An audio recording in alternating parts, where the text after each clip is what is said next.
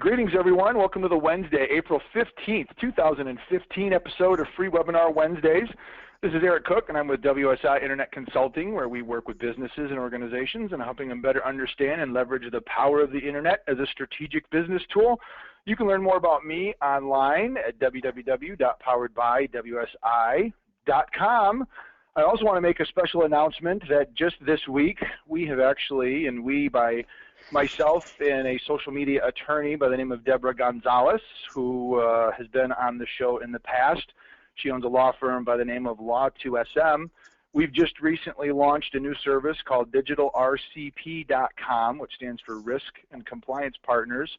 And Digital RCP has developed a pretty cool, we think, digital risk assessment that we've actually got in place now with a couple of our financial service customers, measuring and analyzing the risk that exists in their digital lives. So we're taking a look at policies and procedures and employee training and pretty much anything else that involves reputational risk or exposure. So if you're interested in learning more about that new service, I encourage you to stop over to digitalrcp.com and check us out.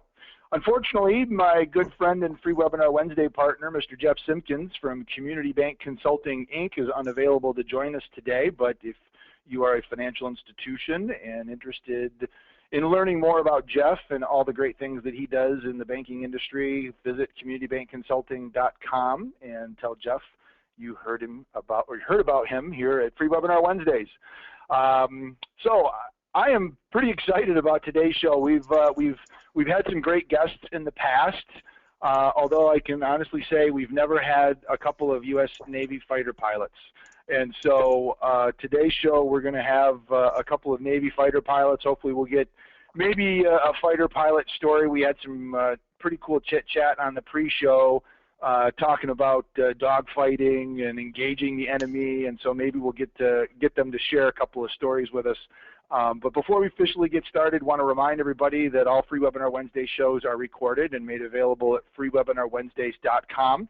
And if you've got questions during today's show, feel free to go ahead and use the chat box, which is located in your control panel, floating on the right-hand side of your screen. So type that in there, and I'll be monitoring those during today's show, and we'll interject when we get a break in the action.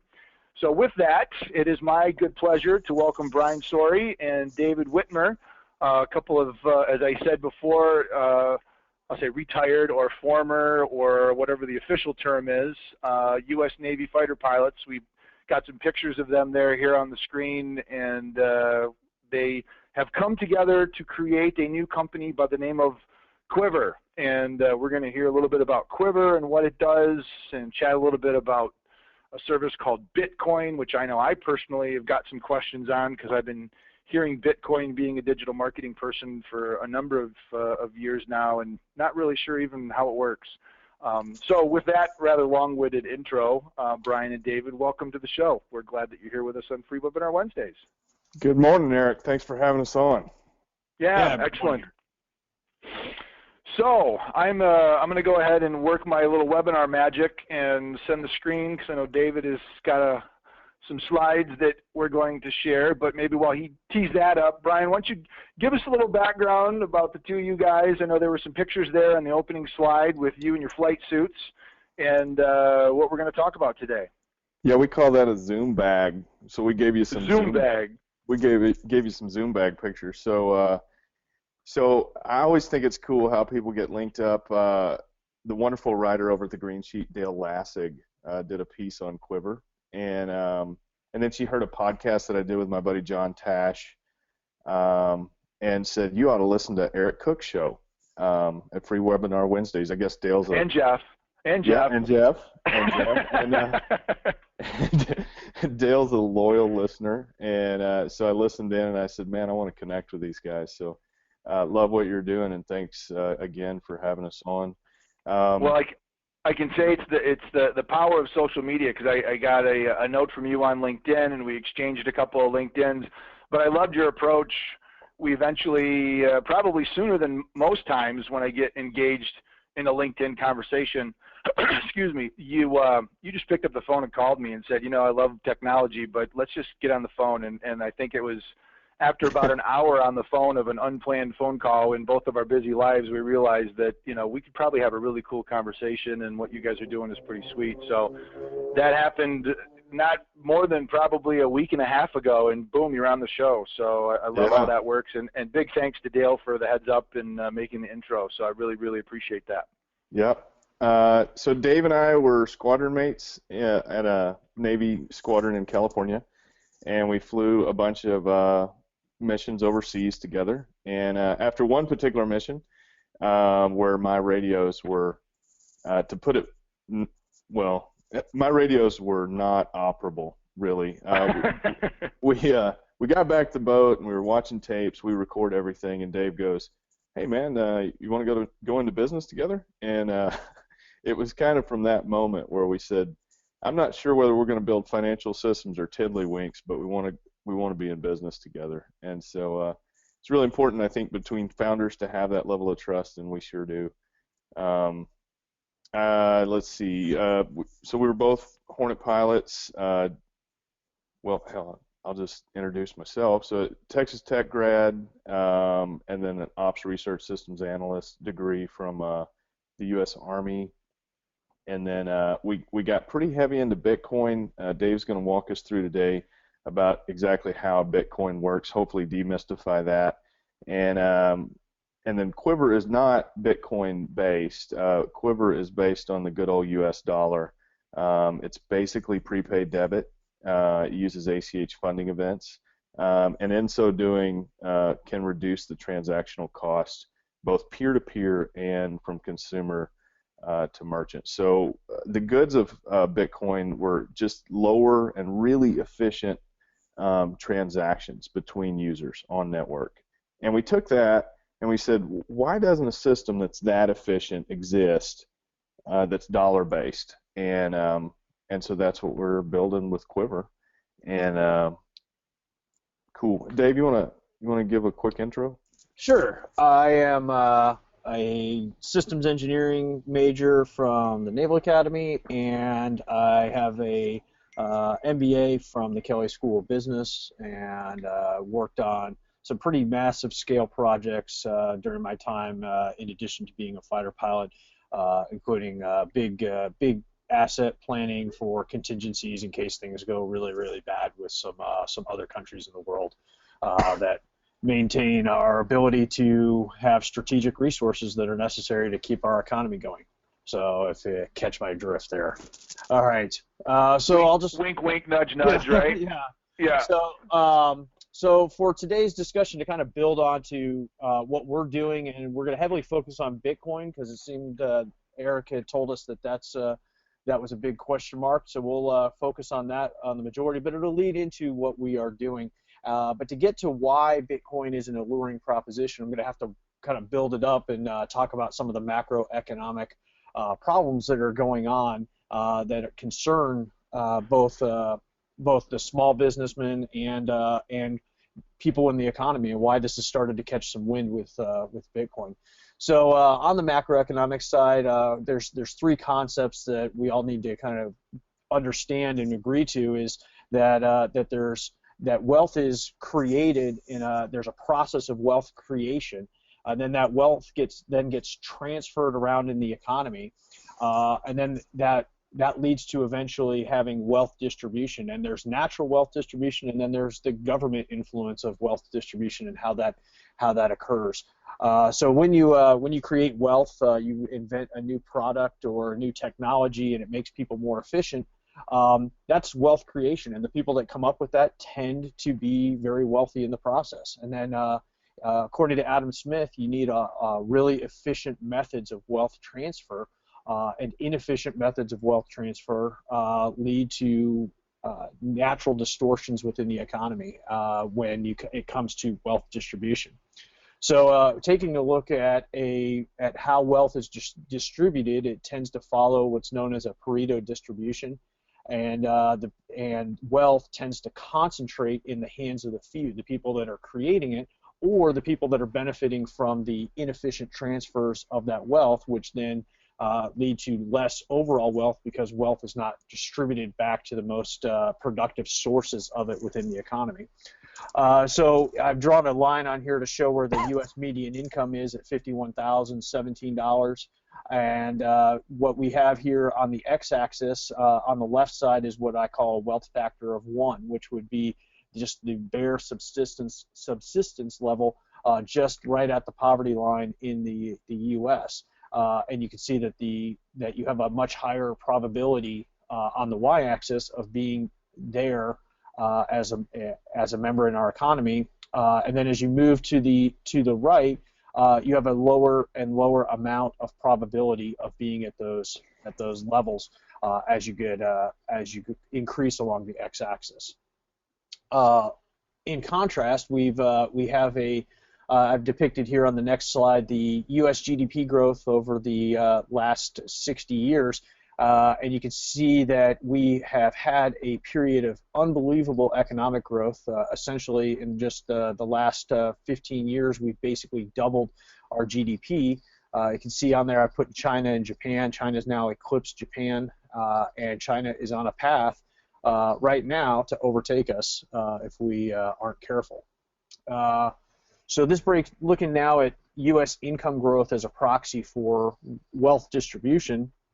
What we can see is this is where when you start to see all of the movement about the $15 minimum wage and a lot of just kind of unrest about the current economic conditions. If you start looking at where the people that are participating in the lower half of that distribution are highlighted in green and orange, they've essentially had zero wage growth, and even the people that are at 50% have had zero wage growth over a time where GDP has doubled.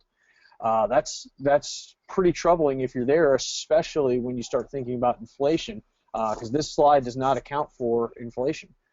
So we will take a look at inflation here in a minute, but talking first about when we take over time and we chart out that distribution, it gives us what's called a Pareto Index. And the higher you go on the y-axis here, the more distributed the wealth is. And the lower you go, the more concentrated the wealth is in the hands of the few.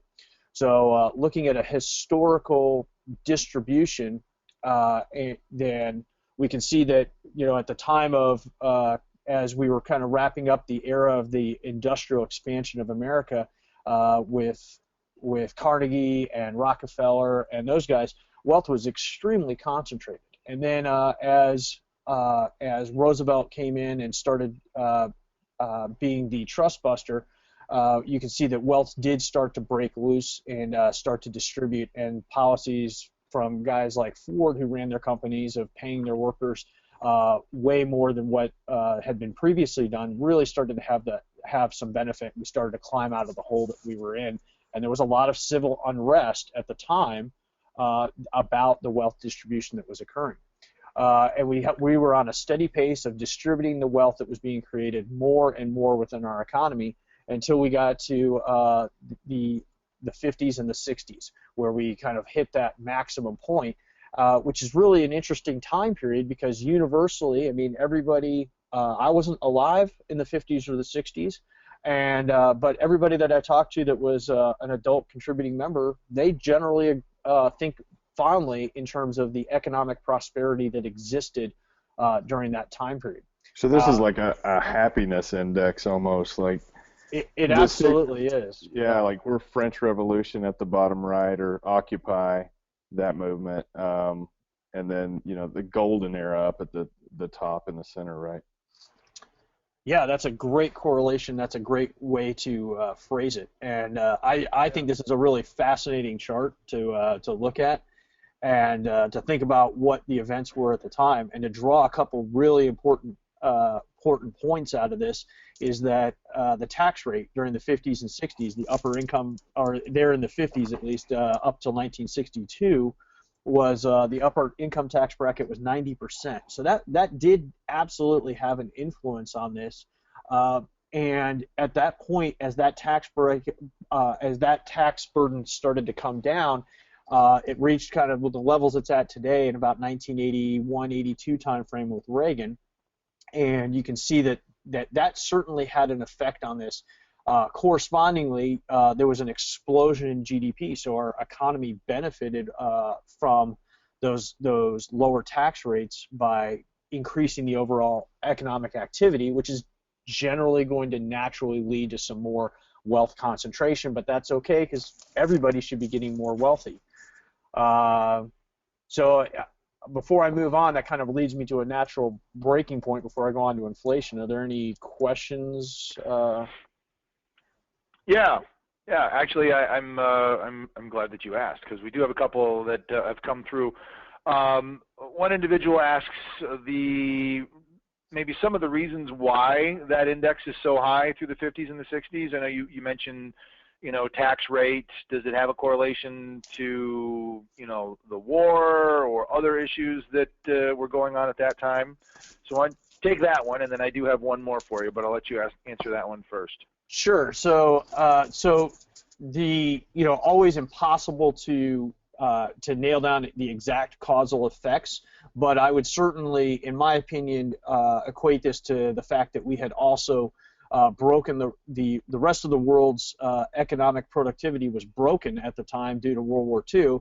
So we were in a position to capitalize on our still intact industrial base and then expand it rapidly to meet the rest of the world's demand of the rebuilding of Europe. Yeah, we essentially rebuilt the world. Right. I mean, that's going to be advantageous. What's interesting to me, though, is at the bottom right hand, you just showed that incredible growth in GDP, and yet average satisfaction is at a near all-time low.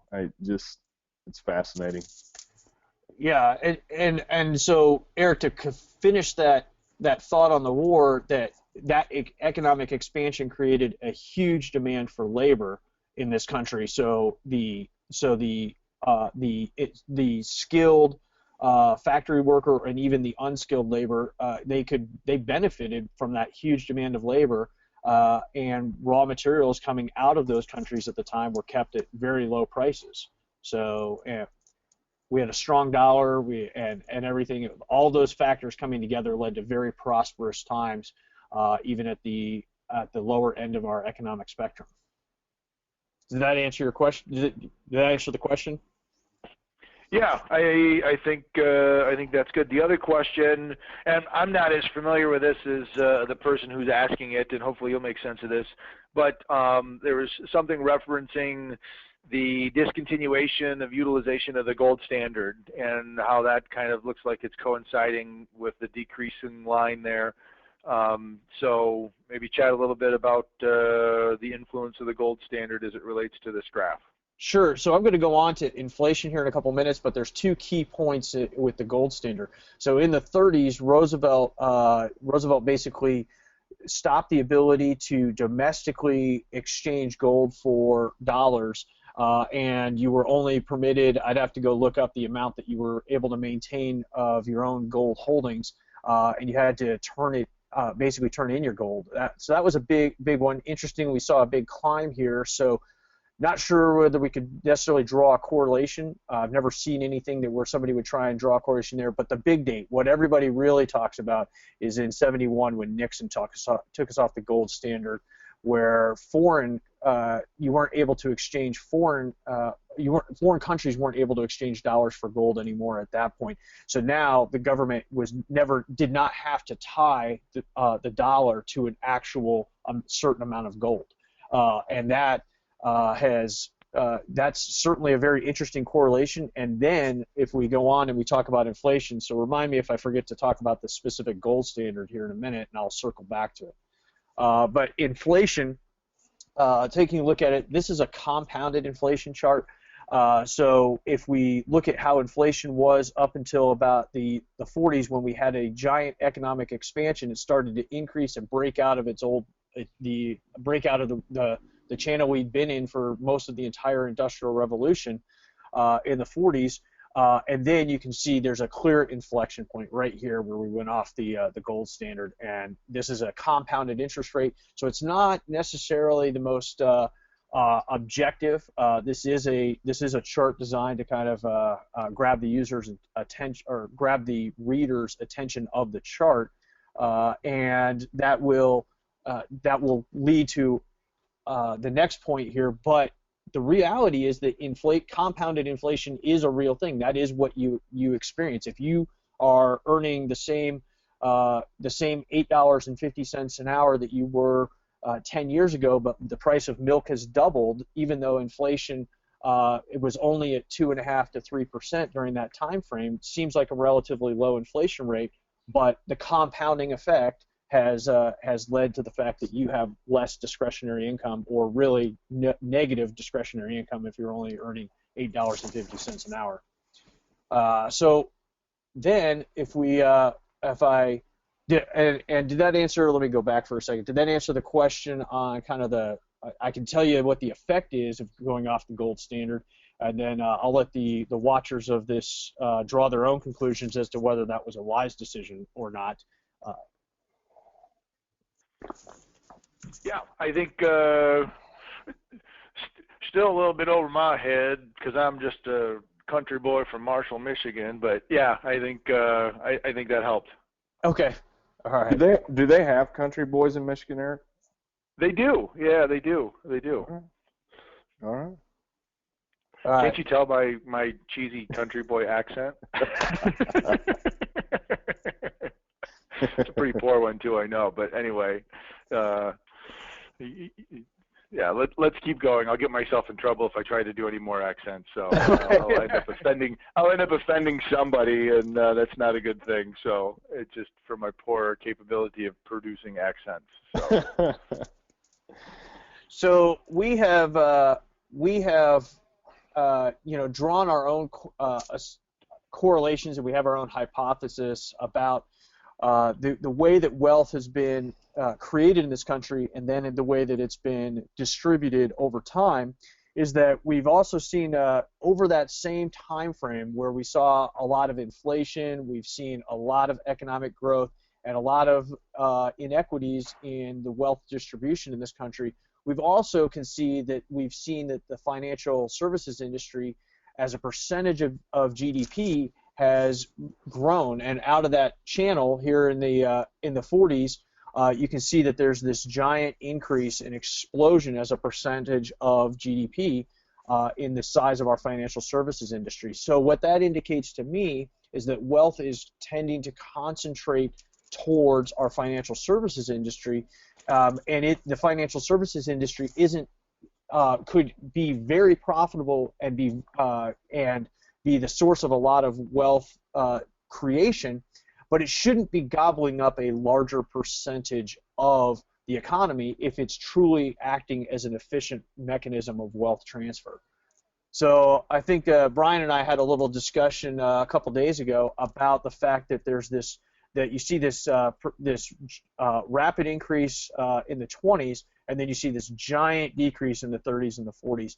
So you should naturally see during a very sharp economic downturn that there's going to be this natural in the 30s period where the financial services is going to shrink, and as we were the major source of GDP growth during the late 30s and early 40s, there is where we're participating in the economies of the other countries, where we're producing war materials for them in the late 30s, and then we're producing our own war materials in the 40s.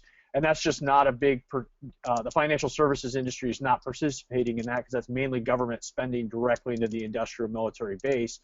So that's why you see this precipitous decline. And then as soon as the war ends, that's where we're just off to the races. So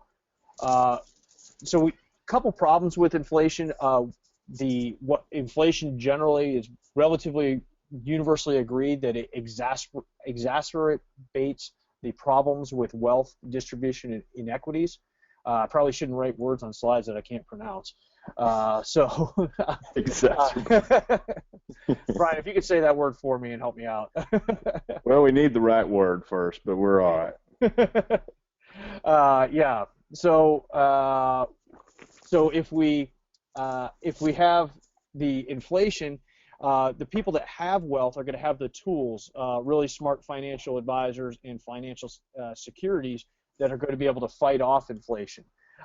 Whereas people that are at the lower end of the spectrum, they're just trying to fight to try and keep that milk coming in the door to keep the kids fed. They're not going to have access to that, so they don't have the ability to fight off inflation. They just have to deal with it. So it really serves as a hidden tax on the poor, and it's a very cool tax as well to meet up for deficiencies in government revenue versus expenditures. So when we look at what Bryan led us into at first, the transactional costs that exist in today's economy, and how those are put into play in the economy through the use of credit and debit cards, we typically see somewhere between 25 to 50 cent transaction fee plus then a 1.75 to 3.5% merchant discount fee is typically what we see as we talk to potential users, merchants of Qwyvr. We see that as it's a way of multiplying the current inflationary problem that we already have. It tends to push prices higher over time, and the merchants are going to have to pass those prices along, and the effect of that is that it leads to less profitability for those merchants to be able to reinvest in their businesses through jobs and into the local economy. So we view these transactional costs as a way of transfer in an inefficient manner money from local economies to where the majority of the financial services are based in places like San Francisco and New York. Yeah, I wanted to hop in there a little bit. So this is sort of how we got here with Qwyvr, Eric. It was when Dave and I were mining a lot of Bitcoin, and we got pretty deep into cryptocurrencies, and we learned that an on-network Bitcoin to Bitcoin transaction was really a beautiful thing. It's pretty efficient. So take out for a second that you lost 1% to go into Bitcoin, you lose another percent when you get out. But if you could conduct your entire transactional life in Bitcoin, there's really not a superior system to it.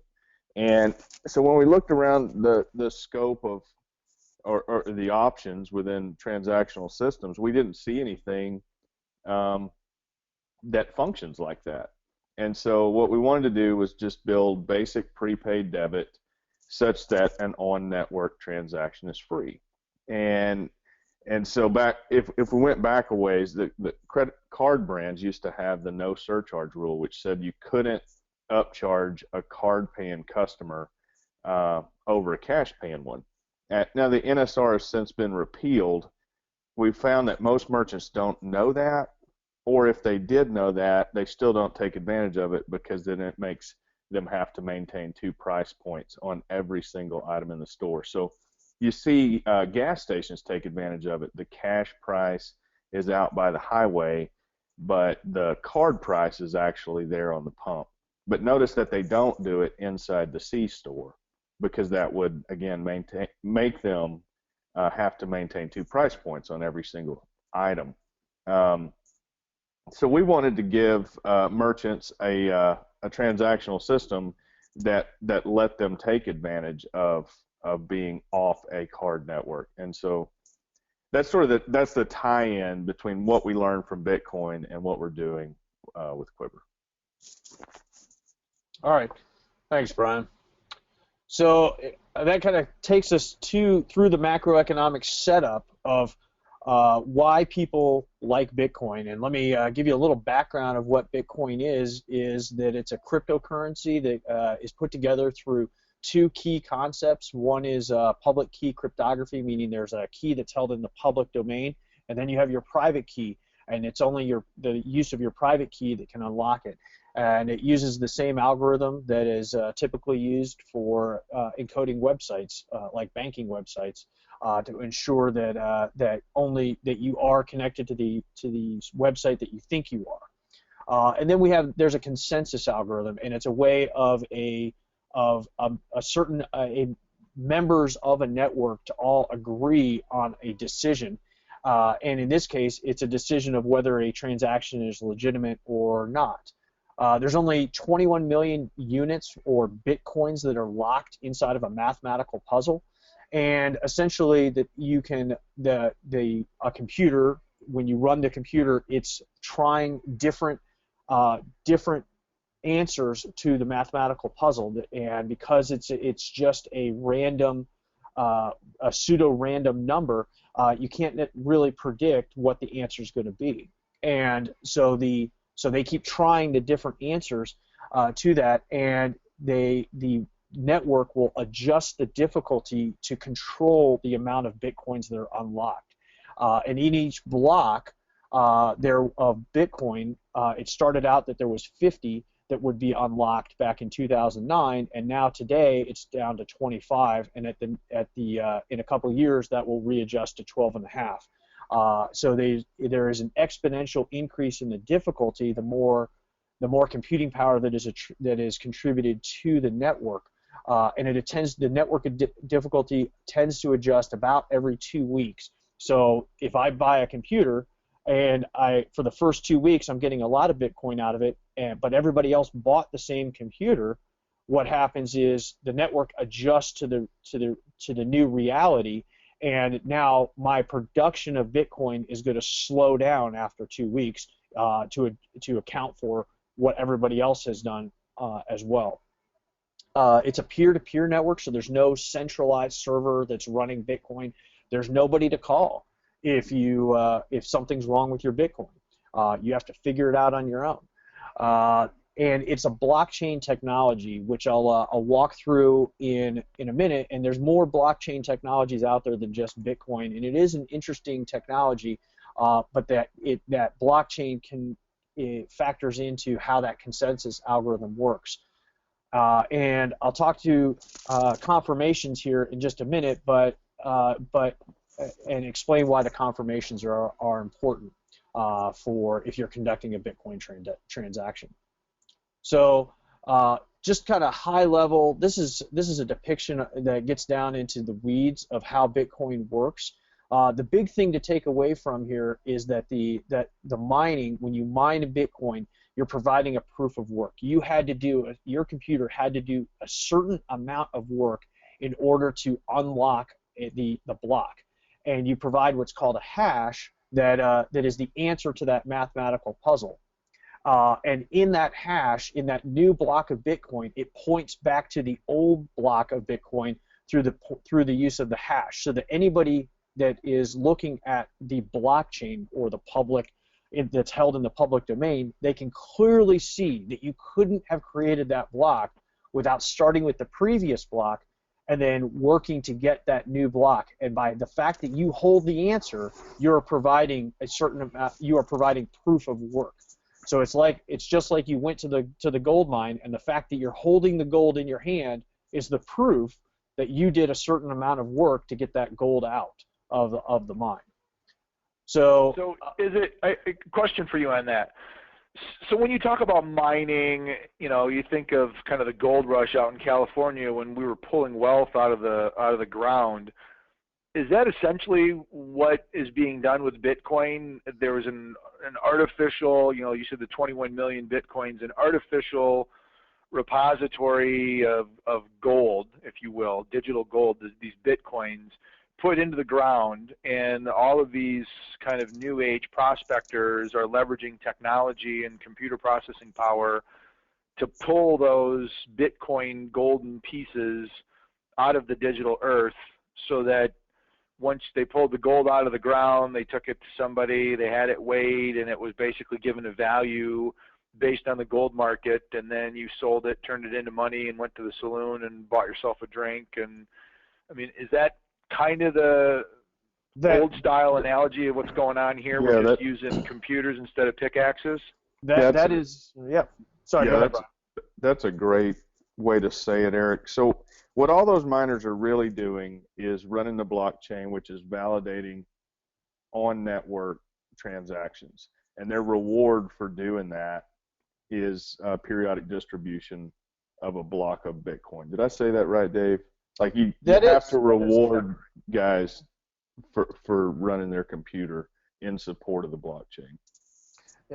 So a bunch of great discussion points there. So let me answer yours, Brian. Let me dovetail on yours, Brian, and I'll circle back to your question, Eric, and expand on it a little bit. So the blockchain is when they developed Bitcoin and the blockchain, they thought of a lot of stuff, and these are really smart guys, and they came up with a system that rewarded people for running their computers in exchange for passing along those transactions, and they knew that nobody would run their computers and consume electricity if they weren't being economically rewarded, and there wouldn't be enough transaction fees until the network got big enough. So to get people to do it, they had to economically reward them with being able to come with they basically mine these bitcoins, which leads into the answer of your question, Eric, or to expand on it. It's exactly like mining for gold, because when you show up with that gold, you are providing a proof of human capital that was invested in that to come up with that gold. You had to have spent hours and days researching where to go mine and using tools, and there's an enormous amount of human capital that has to be invested in pulling an ounce of gold out of the ground. The lucky few were able to pan for it in the river, but still that required human capital to do it. And so it's a proof of what's called work. You are proving that you did a certain amount of work to be able to get that gold, and that's why the gold has value, because it can be universally recognized, and it's and as a proof of human capital investment. Bitcoin is the same thing. It's a proof of investment in a certain amount of work that was done. In this case, we use computers to do the work. In theory, you could do it by hand, but you would not be able to compete against the computers, and it would be a futile effort. But in theory, you could do it. So sorry to go down such a long line. I'll keep moving.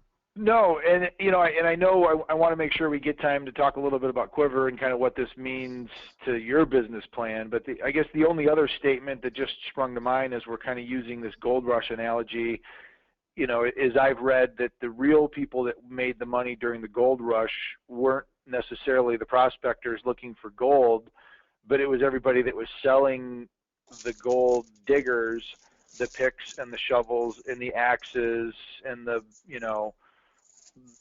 equipment, because they were the ones that had a guaranteed steady stream of income. And the people that were looking for gold, they're rolling the dice. They don't know if they stick their pan in the river if they're going to come up with any flex, or if they dig in a certain area or chip on a certain rock if they're going to see anything.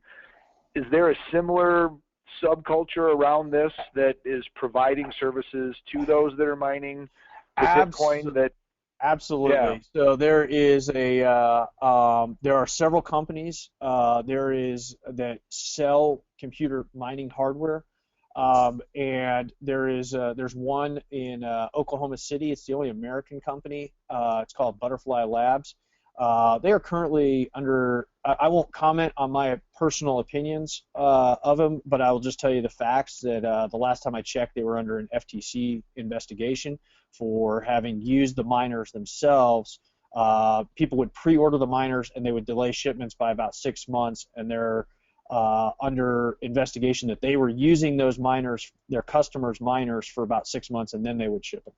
So that's the accusation that's currently underway. So there's some pretty shady things that have gone on in the Bitcoin community as it was starting, but I'm sure there was a lot of shady things that went on in 1849. I was going to say, go to California in 1949, I bet there was all sorts of shady stuff going on. You just didn't know about it because the internet didn't exist, but you'd probably be shock and awe if you knew what really happened back then. But anyway, it's just funny how what is old is new, but it's still somewhat similar in nature.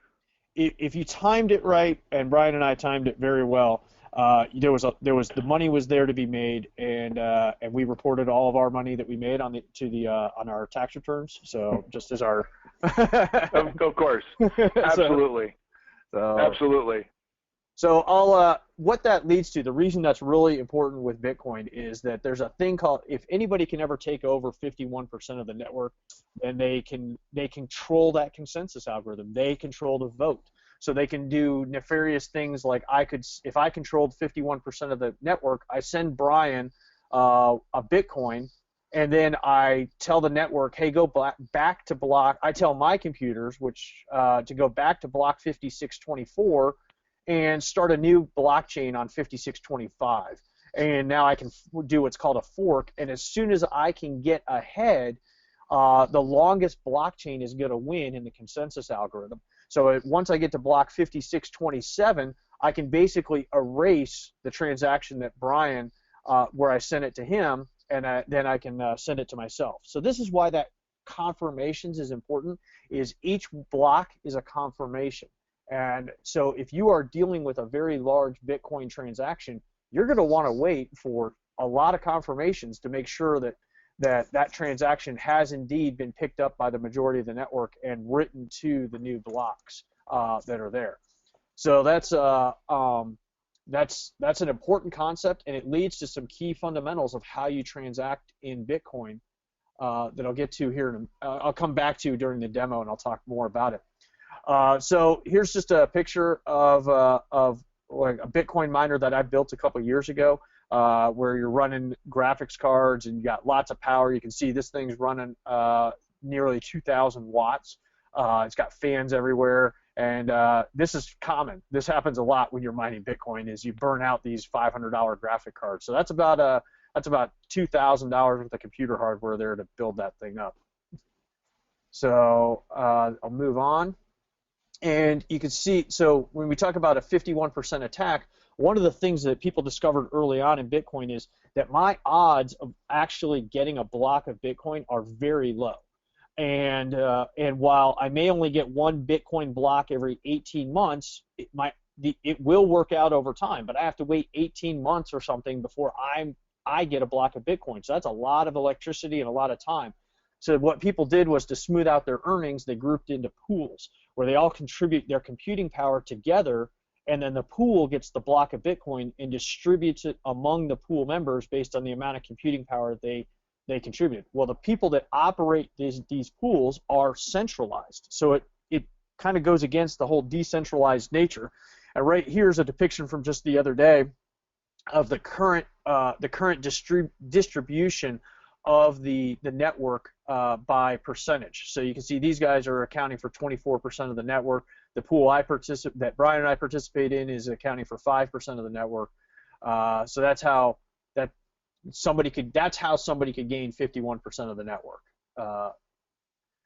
So money laundering issues with Bitcoin. If you haven't heard that the federal government is concerned about money laundering efforts and funding of terrorism with Bitcoin, it's probably some of the first stuff you'll cross when you start searching out Bitcoin and reading about it. And just to kind of give an example of what their concerns are,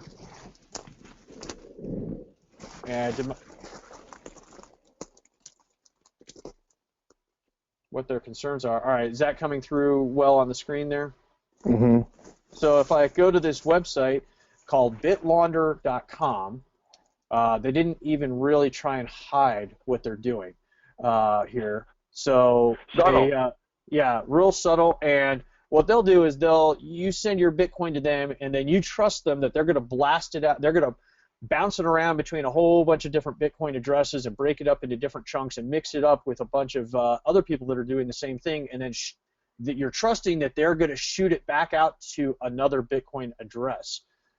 They'll even, right here on their website, when you click on debit card, it takes you to BitPlastic, and where you can order a MasterCard from a bank in Poland, and now you can fund this MasterCard with Bitcoin, and now you can walk up to an ATM and get cash for it. And they'll take Western Union, so that's a problem. And then to add fuel to the fire, there's another website called RoboCoin, and this is where I can.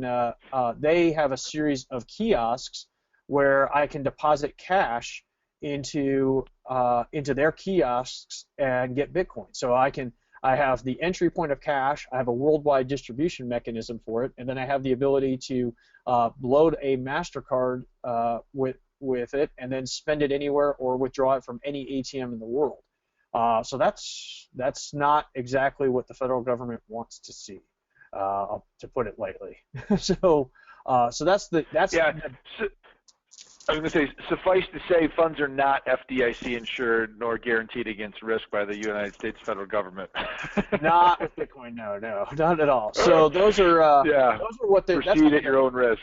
That's kind of the dark side of Bitcoin. So, but let me show you what people get excited about, because there's lots of actually very legitimate people very excited about it and why they like it so much. So here I've got a website called Coinbase. They're in San Francisco. They're the company that I entrust because they're very well backed. They've raised about $100 million. Lots of big banks have backed them as kind of their Bitcoin play. And so I've got 2.5 Bitcoin here and some change, which equates to about $560. And here on the left is a Bitcoin wallet that's actually running on my computer. So this is on my computer. This is on this website. So I'm putting a lot of trust in them. So I'm going to show you how fast. Are you seeing the whole screen here, Brian? You can send that my way if you want to. Yeah, thanks. So it's I'd say send it my way, but I wouldn't know what the heck to do with it. So you can send it to Bryan, and then he can buy me something cool. So generally, you'll have an address that looks like this, and I can create as many addresses as I want. So I'm going to copy this address, and now I'm going to come over to Coinbase, and I'm going to send this. So they'll do the currency. Apologize.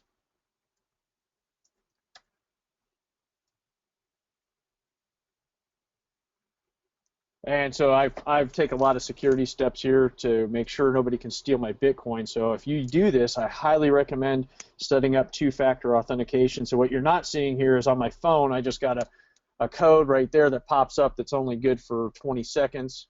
And it switched on me while I was typing. So that system works pretty good. And there we go. So now I'm back in. And so now I'm going to send it to my wallet again here. So I'm just going to send $2.50. So it's telling me, it's doing the math for me, and this is for the webinar. And now again, I do my my thing, and what you'll see over here is that it already picked it up. So that's how fast that works. This went from this website to my computer that quick. The network already picked it up. But you can see that my wallet is showing me, it's putting it in brackets, it's graded out. And the reason it's doing that is because it doesn't have any confirmations yet. It's just, it recognizes that there's the transaction there. But this wallet, the network won't let me enter this, and even the wallet is going to enforce that it won't let me send it. Whereas these previous transactions, when I hover over them, you can see I've received 387 confirmations on that one. I don't know if you can see that on the webinar there, Brian. Yeah, you can see it. Okay. So, and then you can see some of these 541. So the more confirmations, the more secure that transaction is. So it can take, typically it might take, it just depends on when the next block is going to be unlocked. So if they just unlocked a block, it might be 10 minutes before I get a confirmation. Could be 5 minutes. So I would anticipate on average you're going to wait 5 minutes before you see that first confirmation.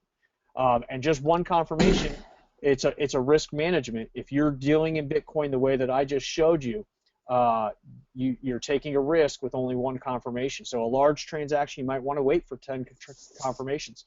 So if you're dealing with Bitcoin on a website, the problem is people aren't going to wait 4 or 5 minutes to get to try and check out while you're waiting for that first confirmation. So generally, what the Bitcoin community recognizes this, and companies like Coinbase, there's another one in Atlanta called BitPay. What they will do is they will offer to stand as an intermediary for a fee.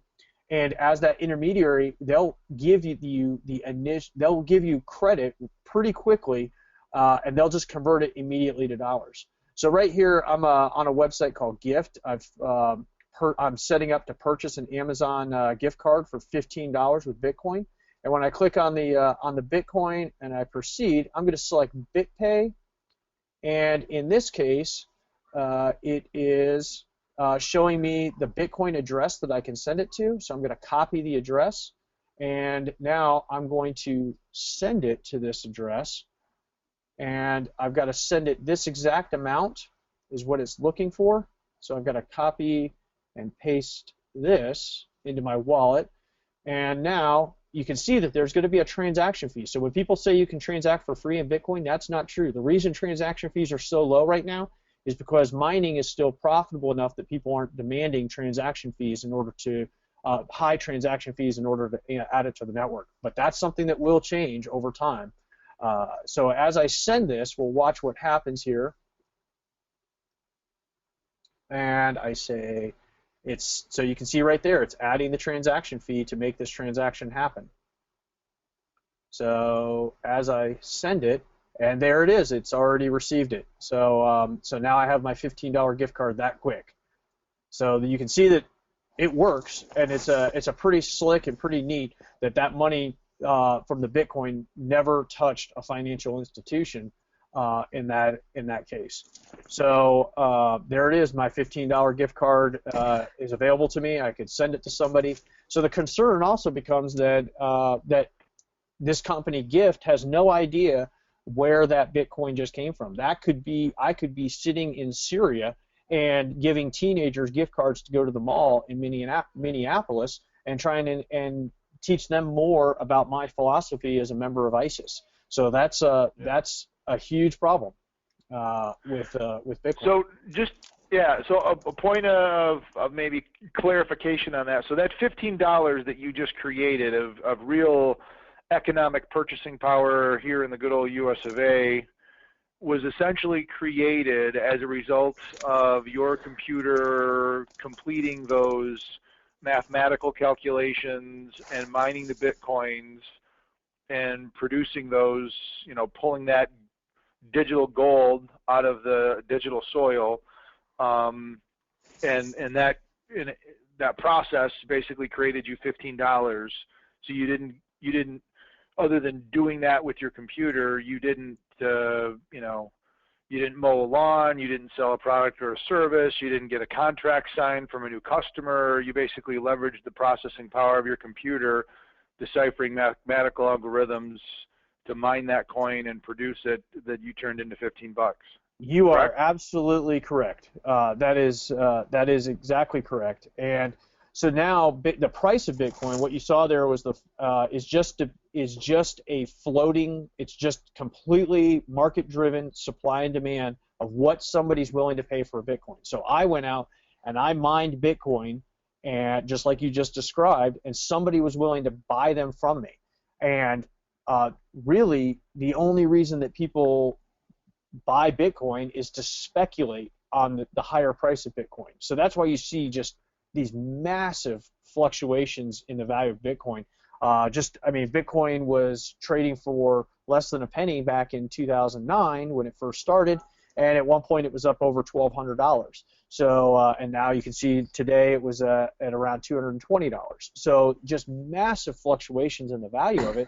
So you can't even really seriously hold it if you're running a business. You have to get rid of it immediately, or else you are carrying an enormous amount of risk by holding it. So that kind of leads into setting up for Qwyvr and how Qwyvr works. Any other discussion or questions on Bitcoin? For me, no. The only other, I guess, commentary, and I know Jeff couldn't be here today live, but I think he made mention of visiting a site that actually accepted Bitcoin as a payable currency in addition to Visa, MasterCard, Discover, PayPal. And I want to say it was Overstock.com is now, I don't know how long they've been doing it, but maybe you guys can. Are there other merchants online that are starting to accept Bitcoin as a native currency in the transaction process? There are. There's by our count, I believe the last count I heard was about 7,000 merchants online. Many of them not as mainstream. Overstock is definitely one of the bigger companies, but you can see that there's some companies like Gift that offer gift cards to all those websites and stores. So in theory, you can transact with Bitcoin at larger retailers as well. You could buy a Dell computer with Bitcoin today. Oh, really? Yeah. And make no mistake, Eric, Overstock is we don't believe Overstock is holding Bitcoin. They are using one of the intermediaries like Coinbase or BitPay to manage that risk for them. So it comes in, they convert it, and boom, it goes out, so they're not holding on to it. Exactly. So those two companies, when they do that, they're carrying a lot of risk, and that's why they had to go and raise a lot of financial backing to be able to stand in as those intermediaries. So that leads us into Qwyvr, and at Qwyvr, we looked at the complexity of our typical transaction that occurs today here, depicted with the card networks, and how many players there are in that card network, and you have that personal information that's exposed during that process at each of those points, as well as everyone in that payment chain is going to take a cut of that transaction, which is not a very efficient process, and so we at Qwyvr have tried. What we are doing is we have simplified that process, and using some technologies that didn't exist until just a couple of years ago, we have the ability to manage the risk in a similar fashion that would be done with a ATM network or a credit card network, but because we can carve out all of the intermediaries in the process, we can do this at an incredibly small fraction of what the card networks are doing, in order to facilitate it, while still the merchants and the consumers still have a very similar customer experience from the instant access to funds point of view. So and we are a financial technologies company, and so we have a lot of products in our pipeline that are build this network out and make it a very incredibly good user and merchant experience in doing so.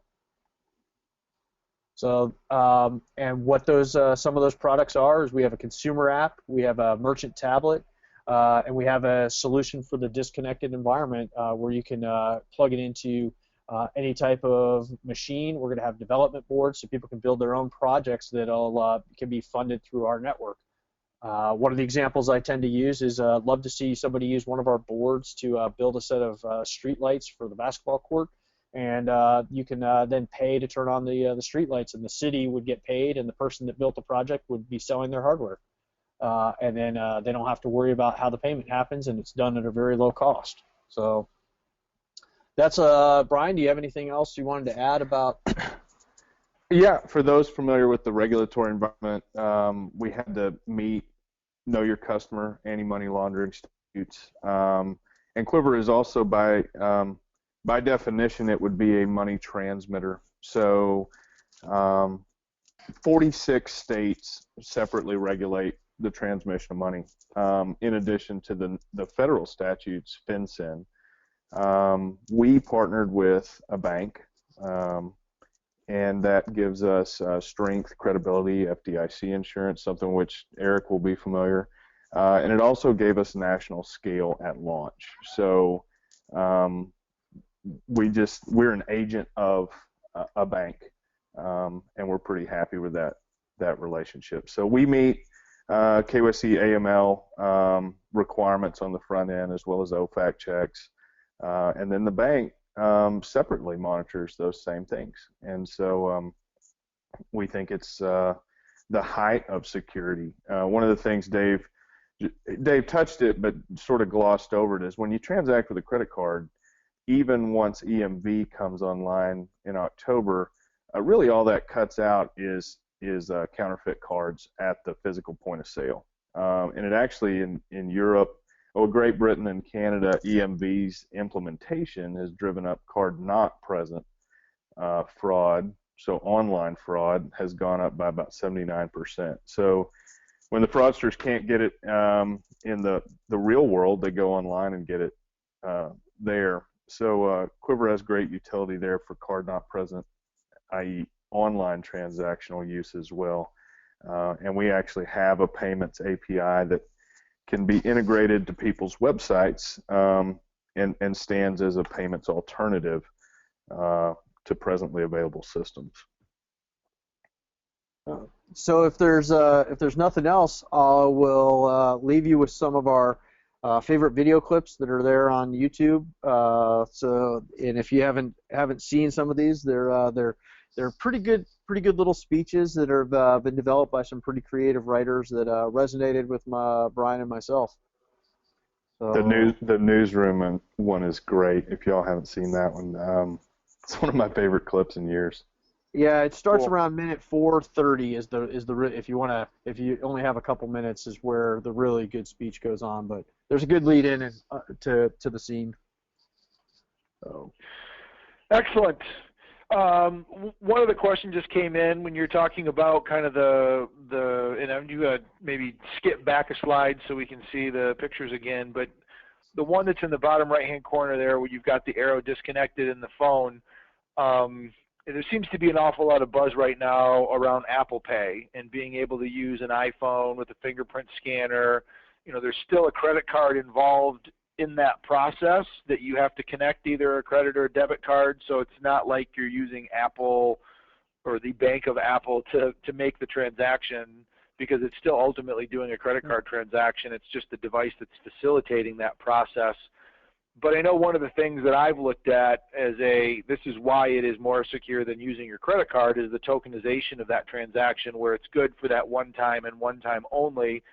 And then once the transaction's done, the token expires, and if somebody cracks a database and pulls that token out, it's not good anymore because it's just used for that one transaction.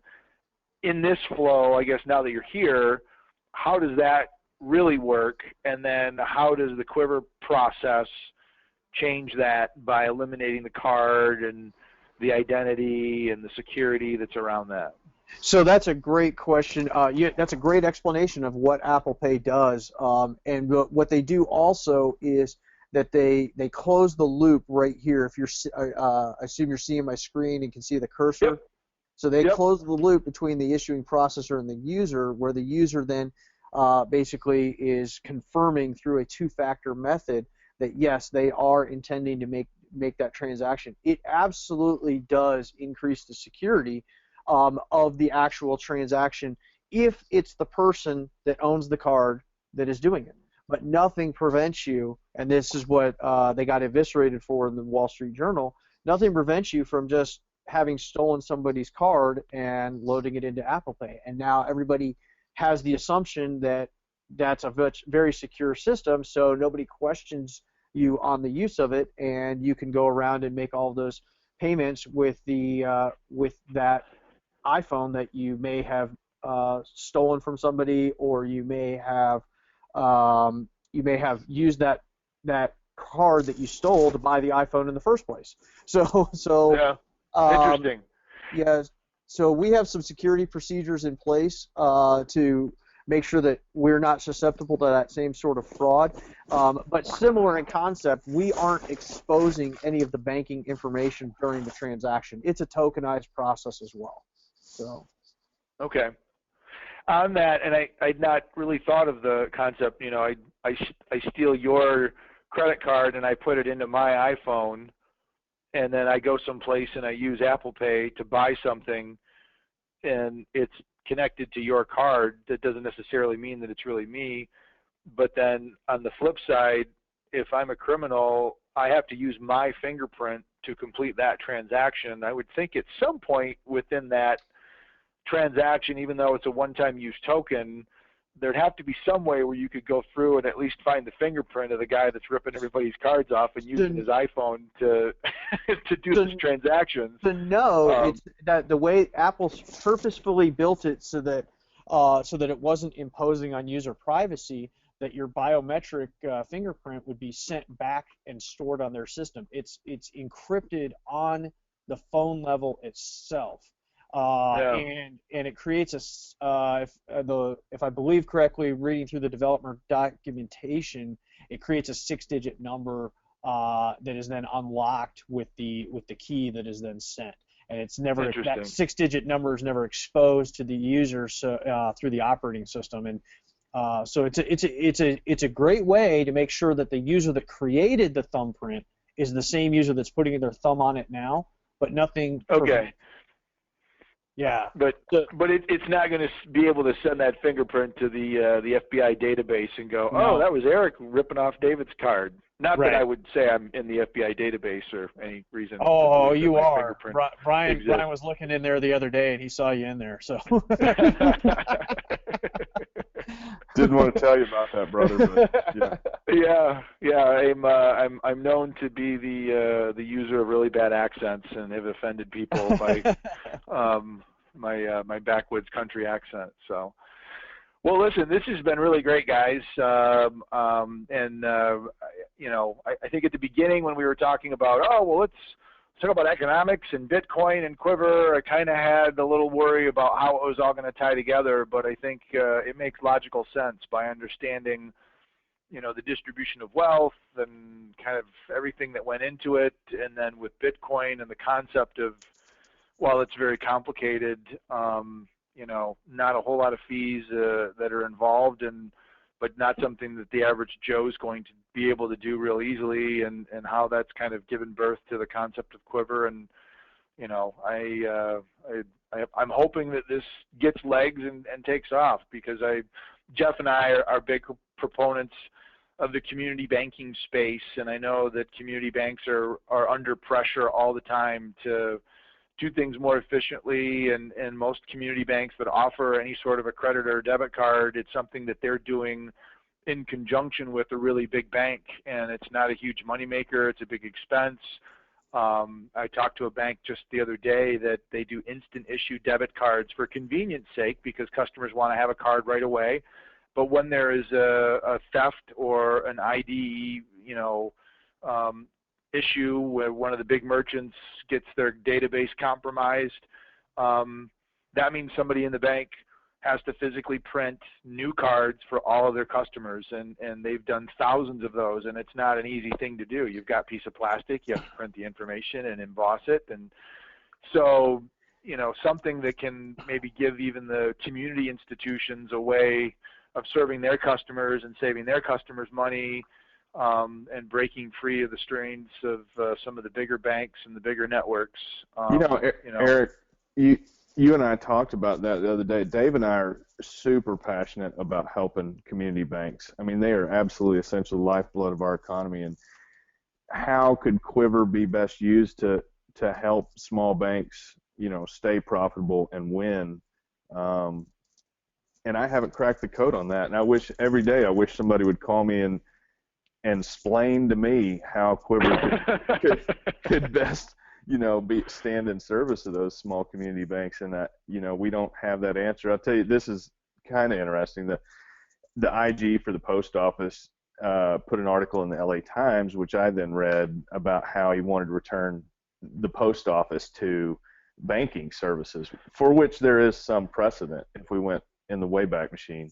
And so I fired off basically kind of like a little RFP to the post office and said, hey, we would like for users to bring cash in to the post office and fund their Qwyvr balance, which I think would be a fantastic service, right? Like, not every community has a local bank today, and those numbers are diminishing, but pretty much everybody has access to a post office. And so it turns out the IG can only make recommendations to the post office. They can't, arm twist them into a solution. So they do have that on the table, but I don't know that they'll act on it. So anyway, if there was a way that Qwyvr could help small banks win, I would love to hear it. Yeah, cool. Well, anytime something gets into the financial or banking realm, which is what yours does, my community banker hat comes on and the gears start turning. So this will be a fun one to think about. But So, well, again, thanks again for being part of the show. If you guys are out there, those of you that are listening live, when you're done, hop over to qwyvr.com. Did I spell that right? That's correct. Yeah. Yeah. And if you're listening on the recording, you can still hop over to QWYVR. Why don't you pull up your site real quick just to give everybody kind of a glimpse And yeah, so folks can hop over and check you out and stay engaged, and maybe set up a Google alert just to see what's new and what happens. But you're certainly looking forward to keeping in touch with you guys. I know this is the end of the show, but it's not the end of our discussions, because I think there's going to be some cool stuff going on here with what you've got going on. So Eric, we didn't get to any flying stories. Can we close with a joke? Oh, yes, we did. We did. So, or we did not, but yes, we can close with a joke. I'll keep it somewhat contextual. So, how do you know when a date with a Navy pilot is halfway over? How? When he says, "That's enough about me. Let's talk about flying."